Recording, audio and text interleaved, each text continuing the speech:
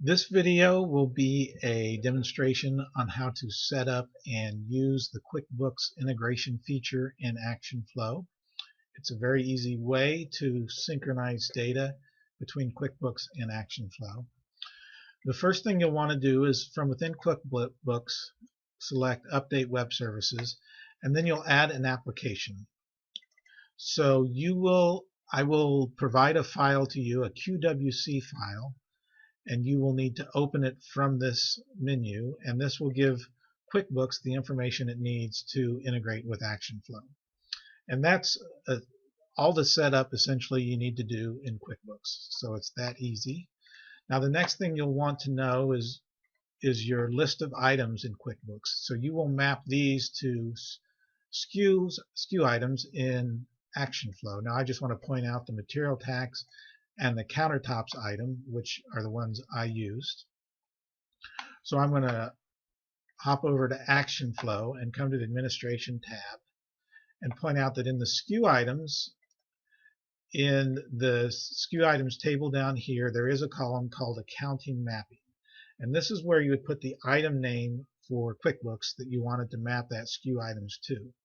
Now I'm simplifying and just mapping all of these items into the countertops, except I am mapping the material tax item to the material tax item in QuickBooks.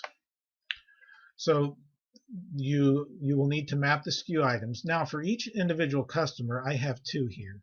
I have a retail, QuickBooks Retail, and a QuickBooks Dealer customer.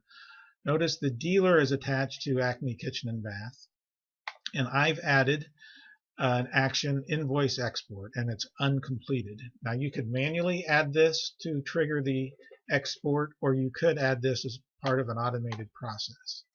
On the QuickBooks Retail customer, notice there's no dealer attached, but I still have the invoice export action there. So a retail customer would be one, say, would walk in the front door and was not attached to a dealer. So at this point I have two jobs. I'll point out this has a revenue of $11,000 and this one has a revenue of $8,000. So I have two jobs that are ready to be exported to QuickBooks.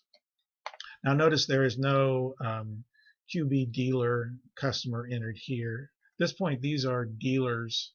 They're in QuickBooks lingo, they're customers, but this is right now dealers in ActionFlow. So I'm going to go back to my update my web services. That application I added earlier is there. I'm going to select it and then update selected.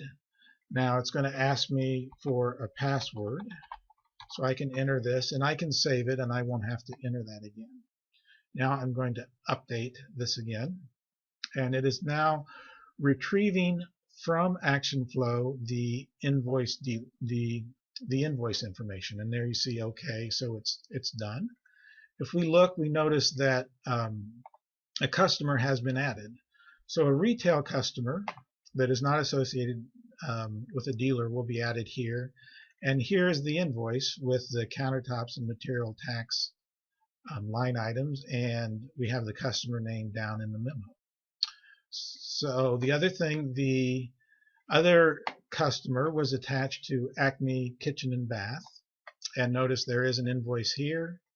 The customer name QB dealer customer is there, and the line items have been added for a total of $8,000. So that quickly and that easily you can export invoice information from ActionFlow into QuickBooks.